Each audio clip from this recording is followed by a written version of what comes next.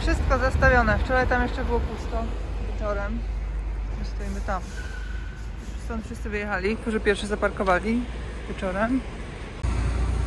To wyjdziemy, ale to mi się zdaje, że czułam się tutaj bezpiecznie, więc powinno być wszystko ok. Myślę, że to bezpieczne miejsce. Tu ciężko jest wejść, no i przyjdziemy drugą stronę.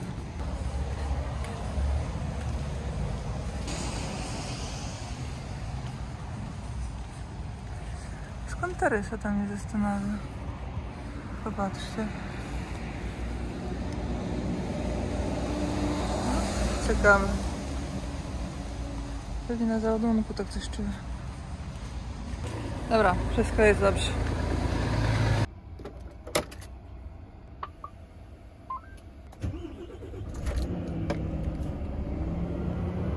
No dobrze, jestem. Dzień dobry. Nawigacja. Tu mam kawę. I wzięłam sobie też do tego bagietkę z warzywami, żeby wykorzystać te 7 euro. Dzisiaj, powiem wam szczerze, obudziłam się i cały czas mi nie dawało spokoju to, czy na granicy będzie punkt, gdzie będę mogła wyrobić, wybrać sobie urządzenie myto do poboru opłat. I na Google'ach tak wyglądało, jakby tam nie było. Na tej mapie czeskiej myto 3. Będziemy to wam pokazać w międzyczasie. Teraz trzeba oczywiście wypoziomować auto. Możemy ruszyć.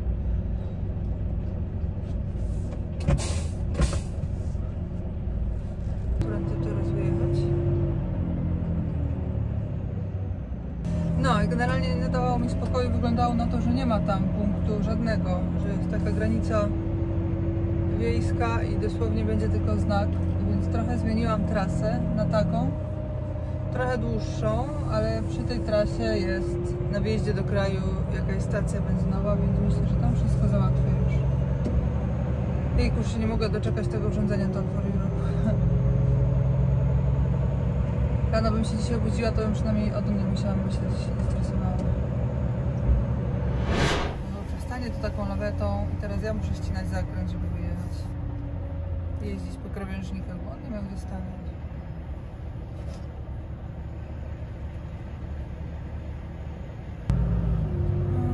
Jest w tej chwili 6 godzina, dokładnie. 180 do celu.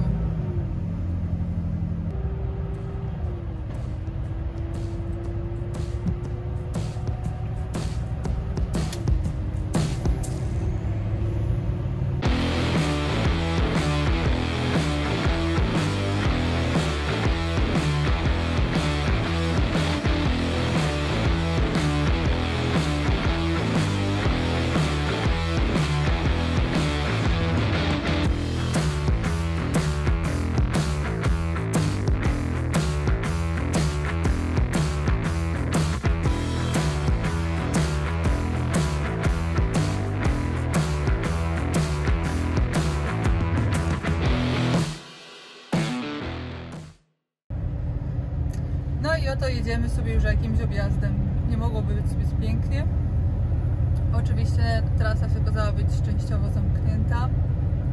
No i zjechałam na Umleitung. Zobaczymy, ale no w Niemczech zazwyczaj jak jest Umleitung i na wstępie już nie było i na mapie tej Umleitungu przy drodze nie było znaku z zakazem dla ciężarówek. Także powinno być dobrze. No ale zobaczymy, bo wjeżdżam w takie górskie rejony. Tandem w takie górskie rejony czasami może się gdzieś ślizgać, no ale nic, jak coś to będziemy dociążać oś. Próbować sobie radzić. Zobaczymy, jakoś to będzie. Jezu. Ale ja jestem zestresowana tej trasy. Nie robię nic praktycznie, jeżeli chodzi o jazdę, czego bym wcześniej nie robiła. Ale i tak jestem zestresowana. Czasowo mi dołożyło tylko 7 minut. Kilometrowo też nie ma jakoś tam tylko kilka kilometrów, więc nie jest źle, bo z Umleitungami to może gdzieś ruszyć. O kurde, fotorada, ale dobra, ja mam 54. Zauważyłam.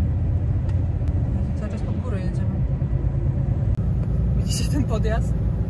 Tu ja jadę. Góry mają też do siebie to, że zawsze trzeba z nich zjechać. No ale dobra, my mamy leciutko, więc może nie będzie źle. pojawiło się oznaczenie, że trzeba zawracać, bo to naprawdę już nie wiem, na którą granicę bym pojechała.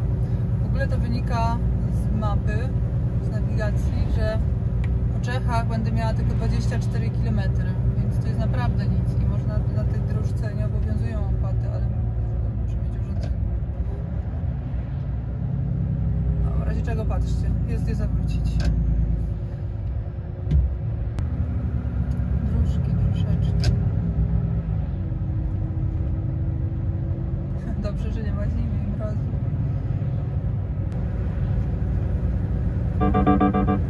Tu jest cały czas Umleitung na wprost. Jedziemy dalej. Moja nawigacja też tak twierdzi, więc jedziemy.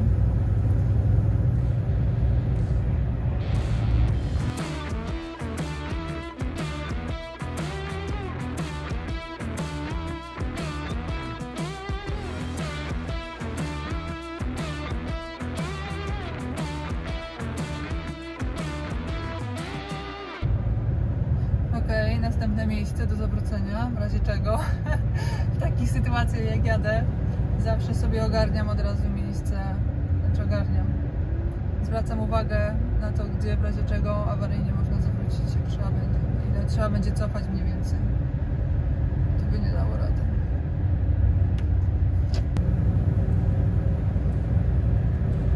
Tu po lewej, o jaka piękna zawróteczka.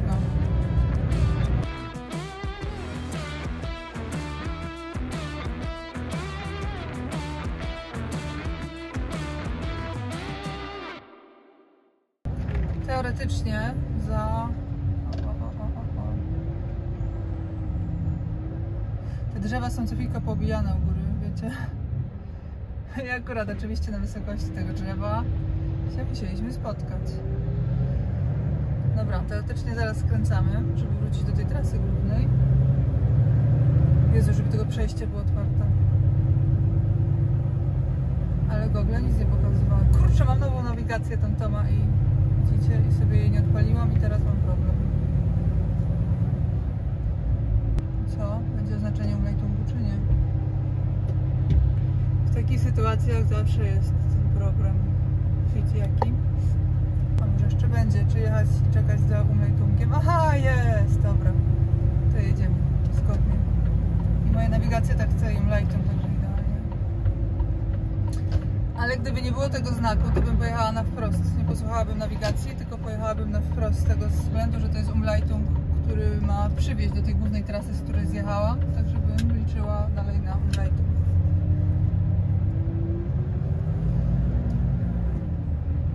Znaki zawsze przed nawigacją.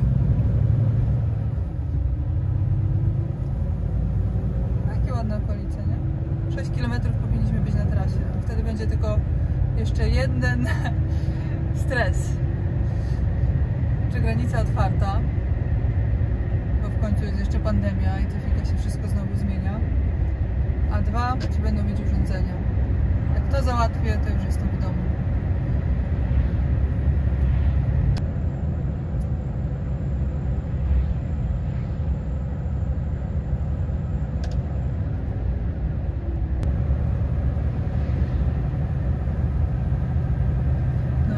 Zjazd. Nie powiem wam, tutaj na takiej temperaturze przełomowej to trzeba by było uważać. Jest tutaj z 7-8%. Ale ja raz, że mam retarder porządny. Dwa, ładunek lekki.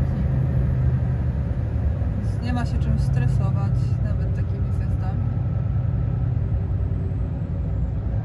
O, i jesteśmy na trasie głównej. Że nic nie piszą o tym, żeby Czechy miały być zamknięte.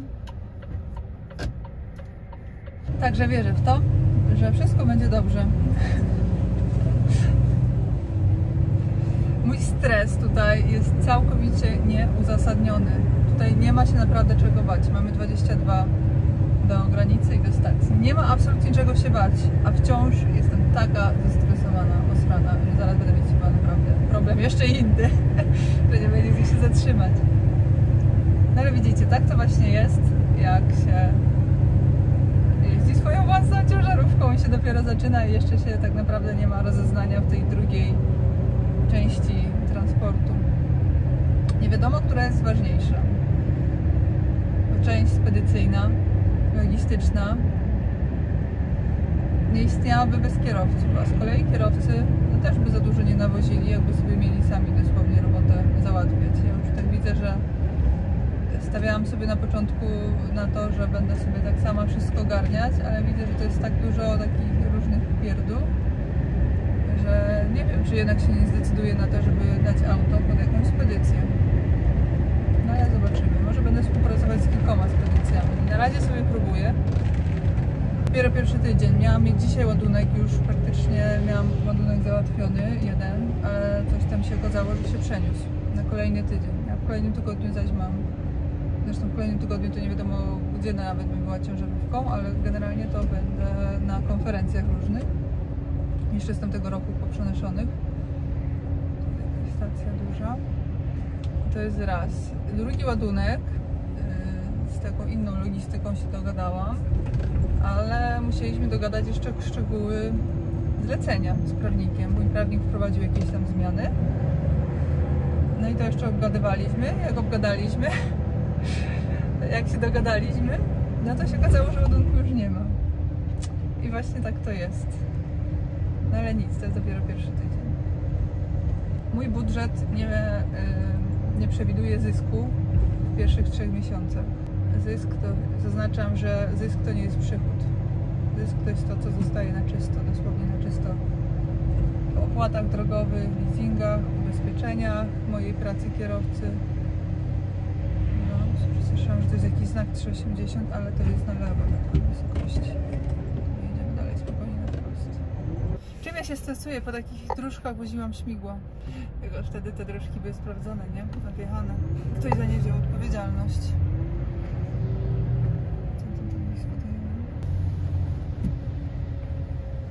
Kurde, zazium Leitung, ale dobra. To nie dla nas. Ta ulica na lewo jest zamknięta. Tam nie idziemy, wjedziemy wprost. Jezu, apteka by mi się przydała.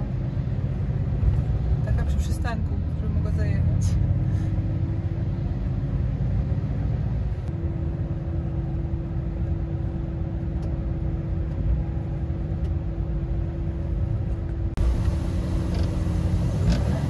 Ma 4 metry. O, tu jest 6 metrów.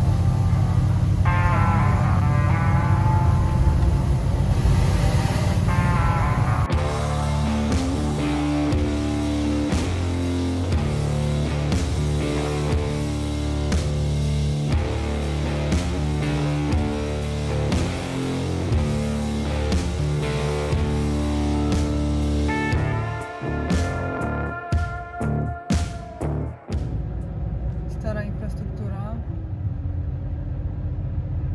Dobra, ale gdzie jest myto? Mnie to interesuje. Widzicie, ile przeróżnych budynków związanych z przekraczaniem granicy. Starych oczywiście, działających. I oto wjeżdżamy do Czech. I teraz mamy stację benzynową. Ograniczenie wysokościowe. Sprawdziłam sobie na Google i widziałam, że stałe ciężarówki. Więc to powinno mi tutaj wydać. Gorzej, że nie widzę oznaczenia myto. No nic, zobaczymy.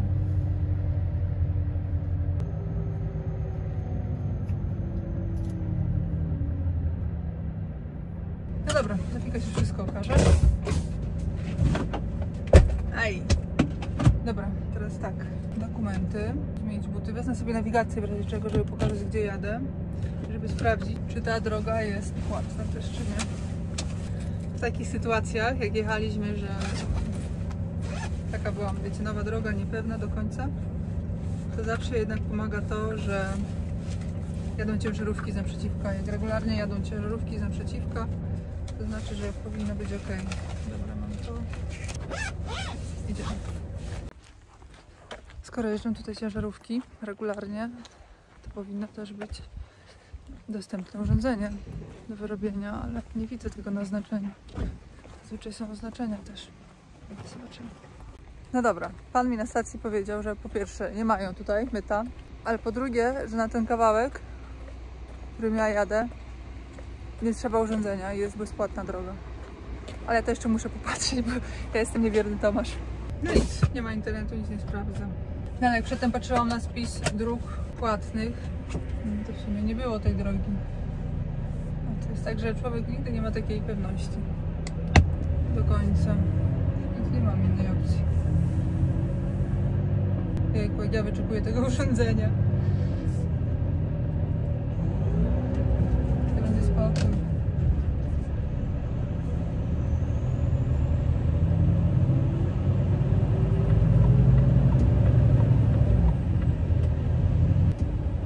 Tutaj jest stacja, ale też nie jest zaznaczone myto, żebym sobie stanęła na poboczu. Też nie mają. No nic, skoro nie mają, to rzeczywiście pewnie droga jest bezpłatna. Bramek nie widać. Czekajcie, tu jest jakaś stacja jeszcze. Zjadę, zapytać na wszelki wypadek. Skoro stoi ciężarówka, to ja mogę. Tak, dla pewności.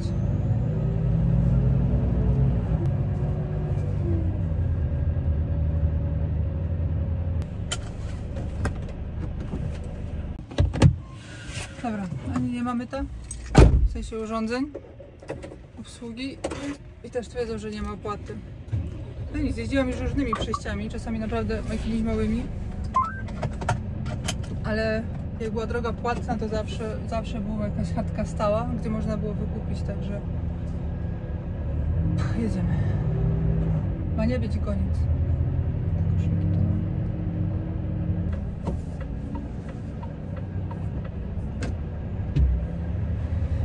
Laptopa mam otwartego, zaraz mnie łapną, że filmy oglądam. A ja nawet na laptopie nie mam jednego filma. Ani filmu.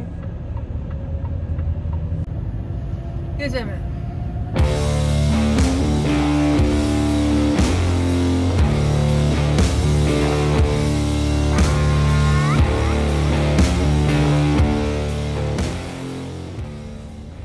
No nic, wygląda na to, że to rzeczywiście jest tutaj. Już widzę, że są plusy brania zleceń sobie tak bezpośrednio, bo mam telefon, numer telefonu do osoby, która ma tutaj to odbierać, z tym, że jest niedostępny. No nic, jedziemy. Tak, popatrzyłam na Google'ach, to chyba nie ma lepszej opcji.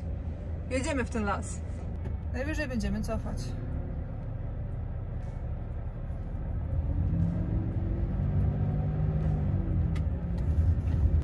Wykrakali mi, że będę jeździć po krzeczorach. No ale nic, może nic nie porysuję. Mówię, nie chcę, ale muszę.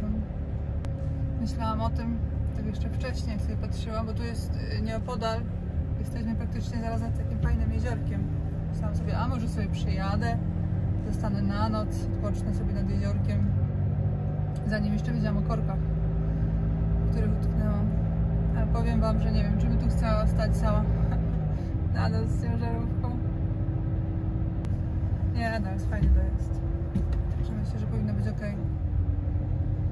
Co prawda żadnej budowy nie widzę, ale może tutaj, za krzakiem. Jest cywilizacja.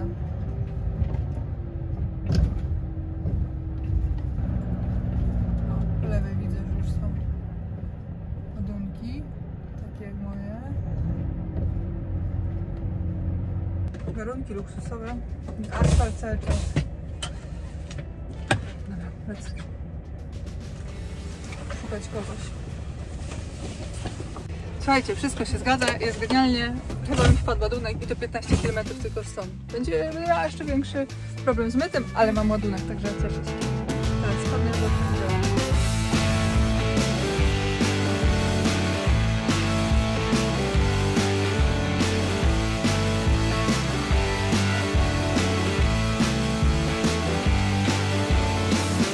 No dobra, teraz zawodka.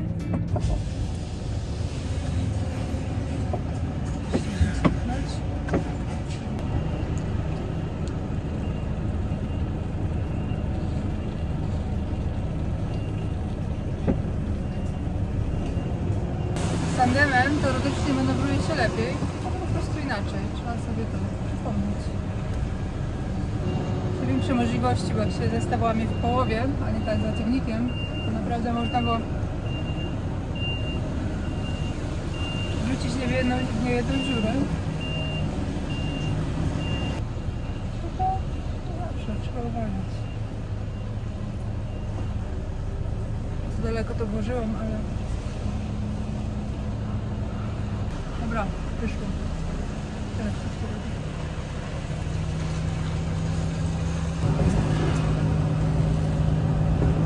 Wkładaj tam sobie. Tu wjeżdżaliśmy tak na wprost, nie? Kurczę, za 10 minut mam spotkanie. Teraz jest przerwa w trackerce na influencerstwo. Próbę techniczną, bo biorę udział w konferencji niedawno, niedługo online. I musimy sprawdzić, czy wszystko działa. No dobra, konferencja zakończona. A raczej próba techniczna, mam drugie zlecenie, także włączyłam nawigację i opcję. Drogi bezpłatny znalazła. A później, nie wiem, będę szukać dalej miejsca, gdzie będę mogła wykupić mnie tą drogą bezpłatną. Z dojazdem drogą bezpłatną. Masakra, jejku. A urządzenie do mnie przyjdzie dzisiaj. Czajcie? Dzisiaj. Do domu.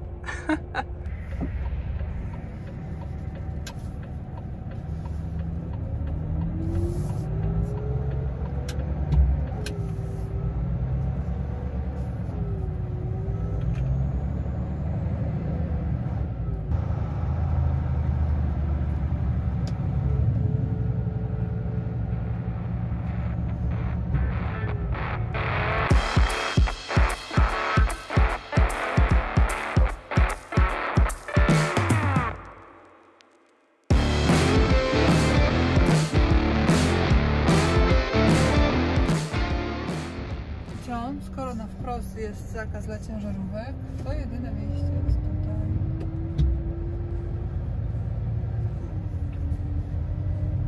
Co to jest za fabryka? Buty, ale kasku nie ma, popatrzcie. Idę się meldować. Meldowanko. Kurde, jak ta robota idzie. Jeszcze nie ma południa, a ja już drugi ładunek. Stawki też w sumie takie nie najgorsze. Ciekawe, jak to w ogólnym podliczaniu pójdzie. Aż jestem sama ciekawa. Ale za chwilkę, jak wszystkie dziury wyjdą mi jakieś, to będzie. Jezu. Dobra, idę. Kluczek.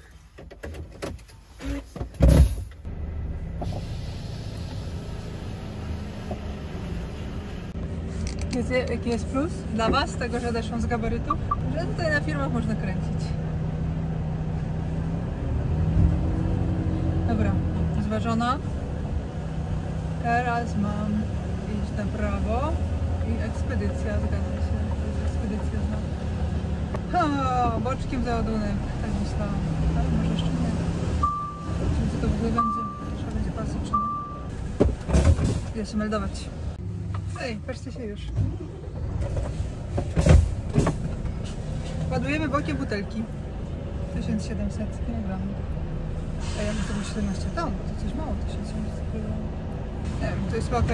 Dobra, tu jest duży ruch, to niestety tego nie będziecie widzieć. Pokażę Wam, jak skończę. W końcu Wam zapomniałam pokazać. Z tyłu zaś bałagan. Przyzwyczailiście się już na pewno. No, w każdym razie widzimy butelki. Nie jest to 1700 kg, tylko 17 ton. No. Zobaczyłam to, co chciałam zobaczyć. Ale dobrze, słuchajcie, jest kolejny temat. Ja się uczę, czy to uczcie się razem ze mną. W końcu udało mi się załadować mapę płatnych dróg w Czechach i się okazało, że rzeczywiście żadna z dróg, którą do tej pory jechałam, nie jest płatna. Teraz też już włączyłam w nawigacji. Ja już jestem jak prawdziwy przewoźnik.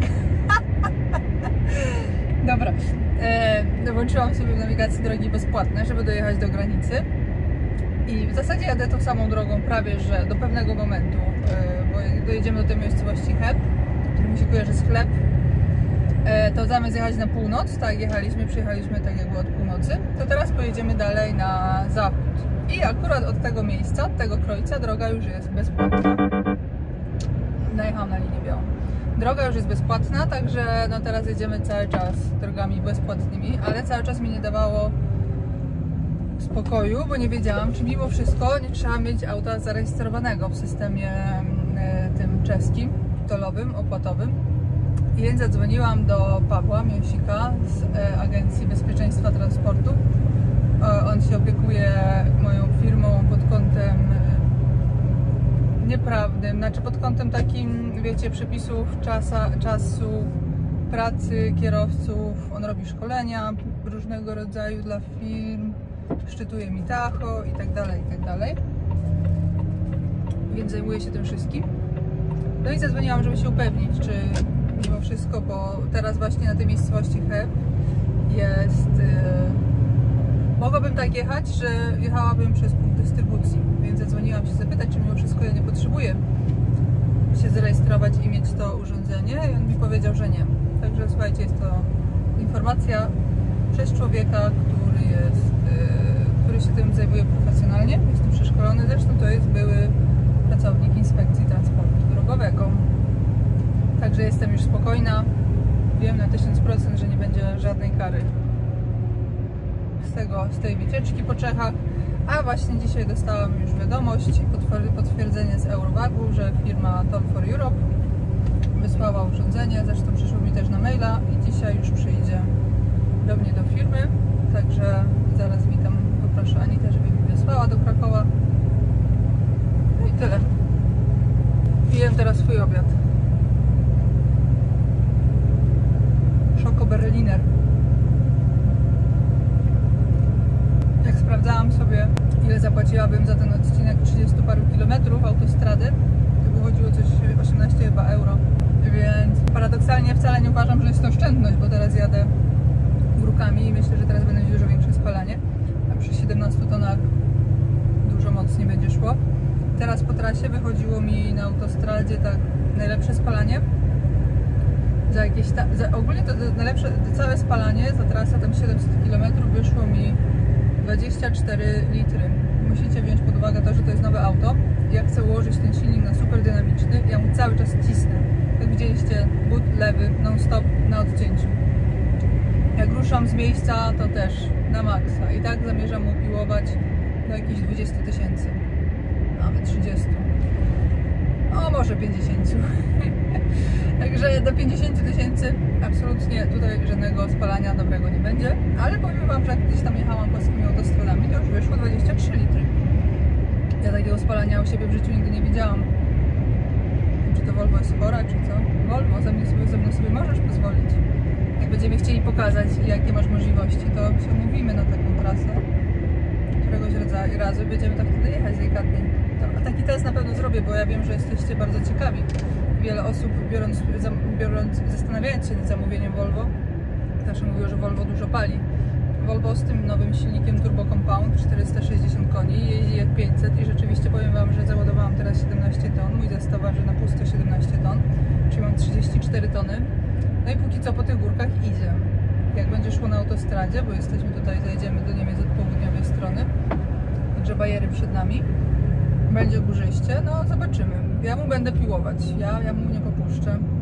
To ma być moja Volvo. Ale testy ekonomii jazdy. Ja przyjadę 50 000 km. Ależ tu Volvuniu pięknie trzymasz. To auto z górki. Jestem zachwycona retarderem.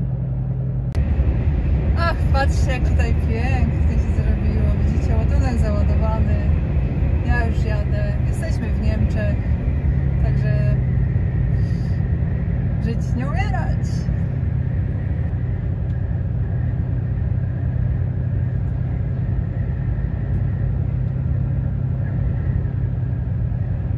Wiecie co? Fajnie mi się jedzie tymi drogami w tych okolicach, bo tutaj swego czasu woziliśmy wiatraki na to przejście graniczne. Tak sobie jechałam, sobie przypominałam, jak to te śmigła tutaj wchodziły, jak rozrabialiśmy na tych drogach.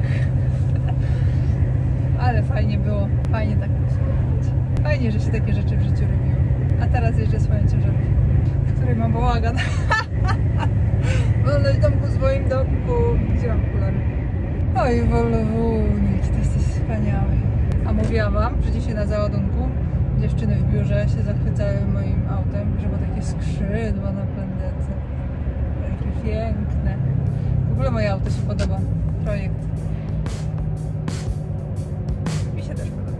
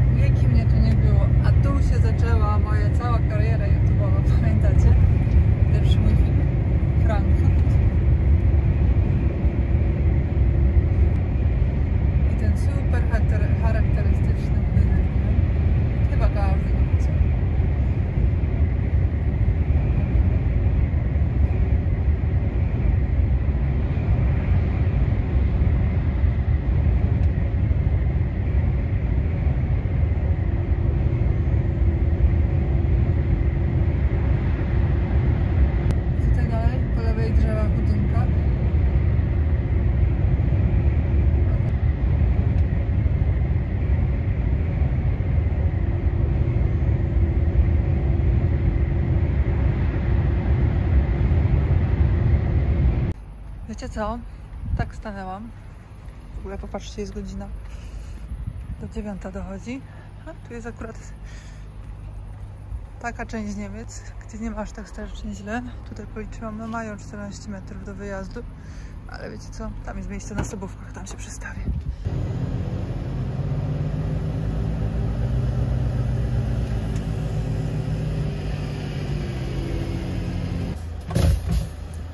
Co? Jak to teraz wygląda? Trochę krzywo, może trochę chamsko. Ale tutaj ta restauracja jest w nocy zamknięta.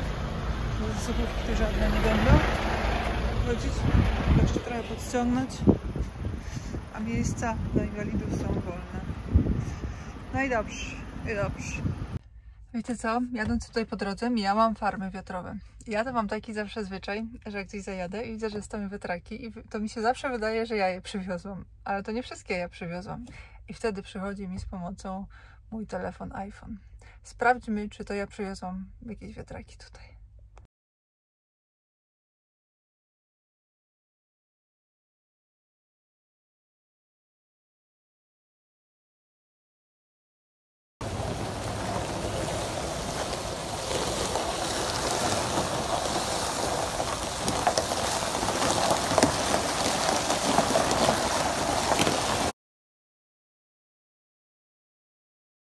No popatrzcie, wychodzi na to, że na horyzoncie to moje wiatraki. Pamiętam tą farbę. Jeżeli pamiętacie zdjęcia śmigieł rzepaku, to jest ta farba Benzweiler, pamiętam, to było tu. No dobra, tym optymistycznym akcentem idziemy się żegnać. Ale mnie brzuch boli, a wiecie jaki przypał zrobiłam? Nie wzięłam tabletek przeciwbólowych. Ale to będzie dzisiaj, jutro. Nie wiem jak ja przeżyję, ale przeżyję. Ostatni taki numer wywinęłam jeszcze, jak jeździłam w Esersie. Dostałam na pasie awaryjnym i wyłam z bólu. No nic, przeżyję. Dobranoc.